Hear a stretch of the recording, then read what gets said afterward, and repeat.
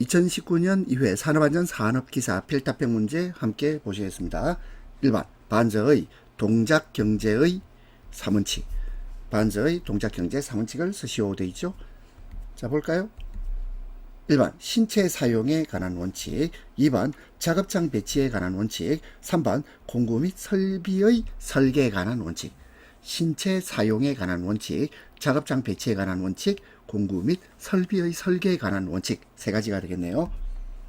2번 근로자가 60분간 작업할 때 평균 에너지 소비량 분당 7.5kcal, 그리고 작업에 대한 평균 에너지는 4kcal, 출제에서 제외됐습니다. 자, 넘어가면 되겠습니다. 자, 식 있는데 넘어가겠습니다. 3번 기계 설비에 형성되는 위험점의 종류 5가지와 설명을 쓰시오. 위험점의 종류와 설명입니다. 1번 협착점, 2번 끼임점, 3번 절단점, 4번 물림점, 5번 접선 물림점, 6번 회전 말림점. 먼저 협착점. 협착점이란 말은 고정 부분과 왕복 운동 부분 사이에서 형성되는 위험점. 고정 부분과 왕복 운동 부분에서 형성되는 위험점입니다. 끼임점은 고정 부분과 회전 부분 사이에서 형성되는 위험점. 절단점은 회전하는 운동 부분 자체, 운동하는 기계기구 자체의 위험점. 물림점은 두 개의 회전체에 물려 들어가는 위험점. 물림점은 두 개의 회전체에 물려 들어가는 위험점. 접선 물림점은 회전하는 부분에 접선 방향으로 물려 들어가는 위험점. 접선 물림점. 회전 말림점은 회전하는 축에 장갑 등이 말려 들어가는 위험점. 회전 말림점. 협착점, 끼임점, 절단점, 물림점, 접선 물림점, 회전 말림점. 자, 6가지, 물론 5가지 외우면 되지만 6가지를 한번 정리해 보겠습니다. 4번 보기는 방폭구조의 기호입니다. 다음 기호에 알맞은 방폭구조의 명칭을 쓰시오. 방폭구조 기호 봅시다. EXD. 자, D는 내압 방폭구조입니다. 내압 방폭구조는 제가 한 번만 쓰겠습니다. 내압 방폭구조. 자, 그 다음부터는 제가 요 물결 표시할게요. EXO. EXO는 요는 유입 방폭구조죠. 유입 방폭구조. 그 다음에 M. M은 몰드 방폭구조. 몰드 방폭구조. E는 안전증 방폭구조. EXIA 또는 IB. 자, 이것은 본질 안전 방폭구조가 됩니다. 다시 한번 봅시다. EXD는 내압 방폭구조, EXO는 유입 방폭구조, EXM은 몰드 방폭구조, EXE는 안전증 방폭구조, EXIA, IB는 본질 안전 방폭구조입니다. 5번 안전인증 보고 안전인증 표시 외 표시사항 4가지를 쓰시오. 이렇게 되어 있습니다. 첫 번째, 형식 또는 모델명, 규격 또는 등급, 제조자명, 제조번호, 제조연월, 그리고 안전인증 번호. 자, 이거 한번 다 외워보겠습니다. 형식 또는 모델명, 규격 또는 등급, 제조자명, 제조번호 및 제조연월, 안전인증 번호. 6번 산업안전보건법령상 산업안전보건위원회 구성위원 중 근로자위원, 사용자위원 자격을 2가지씩 쓰시오 되는데, 일단 전체를 다 봅시다. 근로자위원 자격요건 3가지, 사용자위원은 자격요건이 5가지입니다. 한번 봅시다. 먼저 근로자위원. 자, 이거 다 외우지 마시고 붉은 글씨로 표시된 부분만 외우겠습니다. 근로자위원은 자격요건이 근로자 대표, 그리고 근로자 대표가 지명하는 1명 이상의 명예산업안전감독관, 그리고 근로자 대표가 지명하는 9명 이내의 해당 사업장의 근로자입니다. 근로자위원회 자격요건 근로자 대표가 지명하는 1명 이상의 명예산업안전감독관, 근로자 대표가 지명하는 9명 이내의 해당 사업장의 근로자. 그리고 이제 사용자위원 보겠습니다. 사용자위원은 해당 사업의 대표자, 안전관리자 1명, 보건관리자 1명, 그리고 산업보건의, 그리고 해당 사업의 대표자가 지명하는 9명 이내의 해당 사업장 부서의 장. 사용자위원회 자격요건 보겠습니다. 해당 사업의 대표자, 안전관리자 1명, 보건관리자 1명, 산업보건의 해당 사업의 대표자가 지명하는 9명 이내의 해당 사업장 부서의 장입니다. 7번 산업안전보건법에 의하여 크레인에 설치해야 하는 방어장치의 종류 4가지를 쓰시오. 이렇게 되어 있죠. 크레인에 설치해야 되는 방어장치 종류 4가지. 자, 요거는 두 문자를 따서 외워봅시다. 권, 과, 제, 비. 권과 제비. 권과 방지장치. 권과 방지장치의 이 과를 밑으로 내려왔다고 생각하세요. 권과 방지장치 있고요. 그 다음에 과는 과부하 방지장치, 제는 제동장치, 비는 비상정지장치. 다시 한번 볼까요? 권과 방지장치, 과부하 방지장치, 제동장치, 비상정지장치, 권과 제비. 이렇게 보겠습니다. 8번 인간이 현존하는 기계의 기능을 능가하는 기능 3가지. 그러니까 인간이 기계보다 낫다 이 말이에요. 인간이 기계보다 나은 거 5가지를 쓰시오. 자, 근데 이거는 좀 논란이 있습니다. 인간이 기계보다 나은 부분이 가면 갈수록 줄어들지 않나요? AI 때문에. 자, 그렇긴 한데 어쨌든 그냥 모범 답안을 외우겠습니다. 5가지를 쓰시오 돼 있으니까 5가지만 한번 외워봅시다. 먼저 첫 번째, 저에너지에서 자극 감지. 저에너지에서 자극을 감지한다. 두 번째, 다양한 자극을 식별한다. 예기치 못한 사건을 감지한다. 감지 식별 이런 말로 오죠. 그리고 가부하 상태에서 중요한 일에만 전념할 수 있다. 전념. 그리고 귀납작 추리, 다양한 문제 해결. 자, 뭐 이게 동의가 안 되시는 분도 있을 겁니다.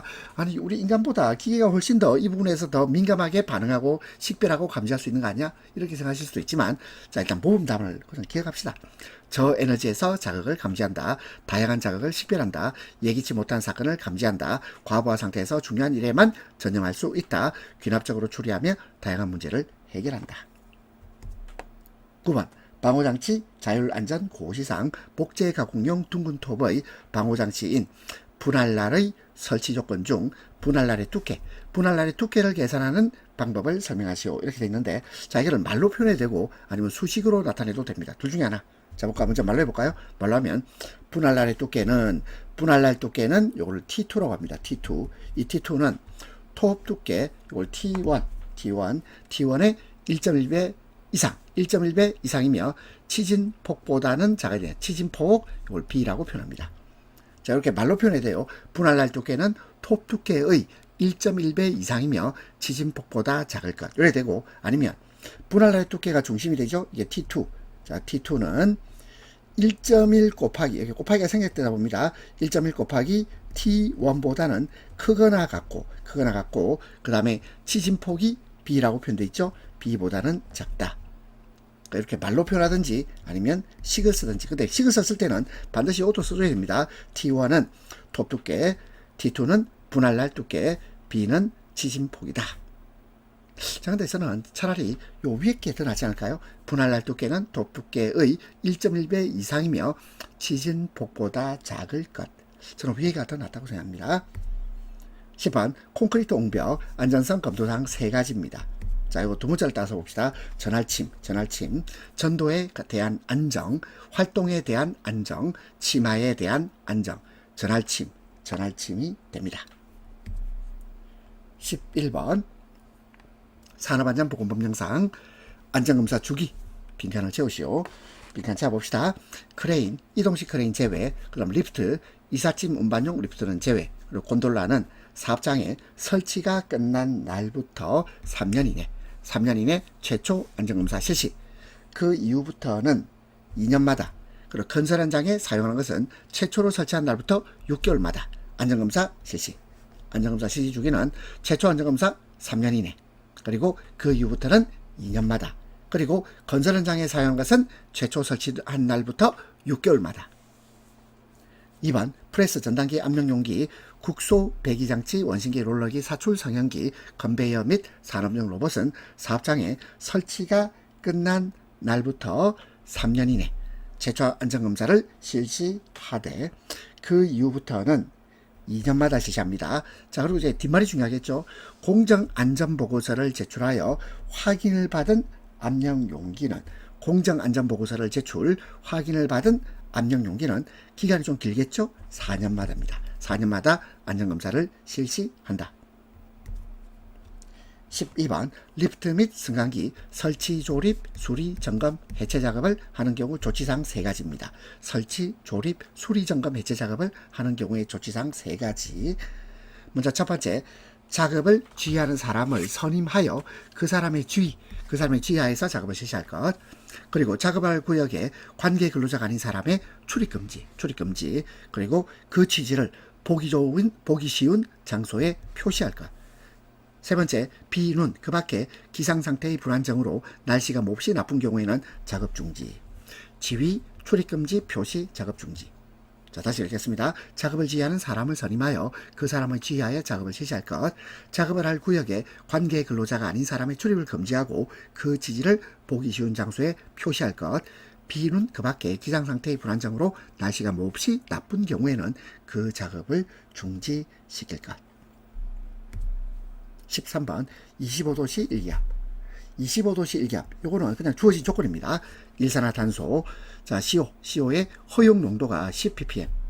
그리고 이것을 미리그램 퍼 세제곱미터 단위로 환산하시오 되어 있는데, 원자량 C는 12, C가 10이고 O가 16이면 일산화탄소의 전체의 분자량은 얼마가 될까요? 요 두 개 대주면 됩니다.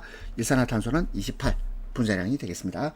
자, 그러면 자, 미리그램 퍼 세제곱미터, 자, 요런 계산식이 어떻게 되는지 볼까요?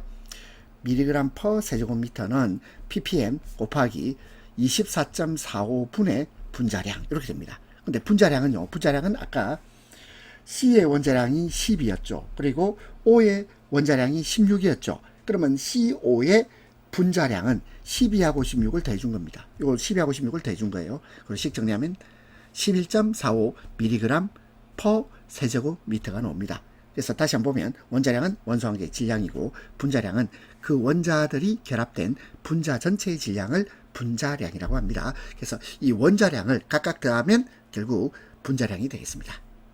자, 이렇게 해서 2019년 제2회 산업안전기사 필답형 문제를 보셨습니다.